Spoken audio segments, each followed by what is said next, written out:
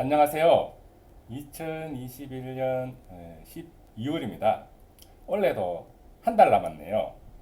남은 기간 동안 올 한 해 잘 마무리 하시기 바랍니다. 보험 사고를 보험 소비자와 함께 바라보는 새로운 시선, 세롬TV입니다. 오늘은 상해보험 계약 시에 그 피보험자의 직업, 직무 통지 의무 위반하고 그 또 보험자의 설명 의무 위반이 경합 시에 그 피보험자의 책임과 보험자의 책임에 대한 이야기를 하고자 합니다. 좀 더 구체적으로 얘기하자면은 보험 사고 나면은 이제 보험금을 청구를 하게 되죠. 간단한 사고면은 간편하고 신속하게 보험금을 지급받을 수 있을 텐데요. 지급보험 금액이 크면 보험사로부터 보험사고 조사가 나오게 되죠. 그때 첫 번째 조사하는 것이 이제 피보험자의 고지 의무 위반 조사를 하는데 보통 보험 가입 전에 기왕병력 조사를 하게 되지요. 두 번째가 통지 의무 위반 조사인데요.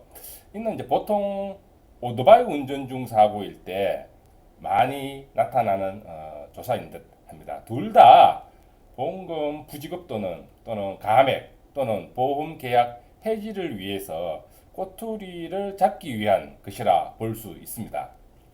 그리고 또 하나 있는데요. 피보험자의 직무, 지급 조사인데요. 보통 문답서 형식으로 작성받게 되는데요. 재경위조사 또는 피해 경위서를 작성받는 거라 할 수 있겠습니다. 그 결과 이제 현재 체결되어 있는 보험계약 체결되어 있는 피보험자의 지급과 비교해서 보험사고 났을 당시에 피보험자가 조금 더 위험한 직업 또는 직무에 종사하고 있다면은 감액 보상의 근거가 된다 할 수 있겠는데요. 오늘은 이에 대한 얘기를 하고자 하는 부분입니다. 제가 현장에서 손해사정 업무 처리를 하다 보면 대부분 아래와 같은 패턴을 그리고 있는 듯해요. 부모님이 그 자녀가 중학교쯤에 다닐 때 자녀를 피보험자로 해서 보험계약 체결을 했다가 그러다가 자녀가 성장합니다. 그리고 직업을 갖게 되는데요. 뭐 현장 작업직일 수도 있고 뭐 자영업직일 수도 있고 뭐 사무직일 수도 있는데요. 그렇게 자녀가 이제 성장하게 되고요. 성장 이후에 보험사고, 작업 중 재해 또는 뭐 교통사고가 나서 이제 장애를 입게 되는 경우가 많다 하겠습니다. 이럴 때 보험금을 청구하면 10중 8구 문답서 받으러 오게 됩니다. 보험조사가 끝난 후에는 보험사는 비례보상 또는 감액보상을 주장한다 하겠는데요. 상법과 보험약관에는 어떻게 되어 있는지 한번 봐보면요. 보험계약 체결 후에 피보험자의 직업 또는 직무가 변경되면은 보험회사에 이를 알려야 한다라고 되어 있고요. 이를 위반 시에 통지 의무 직업 직무 변경 통지 의무 위반 시에 위험 요율에 직업 변경 전 위험률 대비 직업 변경 후 위험률에 따라 비례보상 즉 감액보상한다라고 정리가 되어 있습니다. 법원은 어떻게 판단하고 있는지 한번 봐보도록 하죠. 사례를 한번 봐보면은 2006년도 상해보험 계약을 체결하였는데요. 보험 계약자는 부모님이고 보험 가입 시에 아들인 피보험자는 직업이 대학생이었습니다.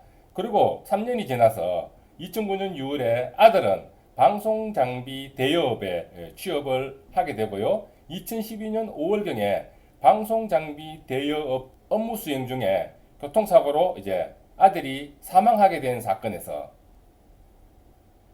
보험사는 당연히 직업에 대한 직업이 변경이 됐던 것에 대한 통지 의무 위반으로 계약 해지 및 비례보상 즉 감액 보상을 주장했던 사안입니다.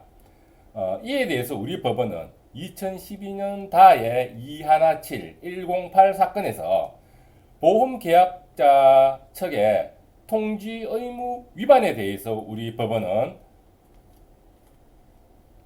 보험 계약자와 피보험자는 대학생에서 방송 장비 대여업으로 직업 변경 시에 그로 인해 보험사고 위험이 현저하게 증가되었다는 것을 인식할 수 없었다라고 설시하면서 위험이 현저히 증가되었음을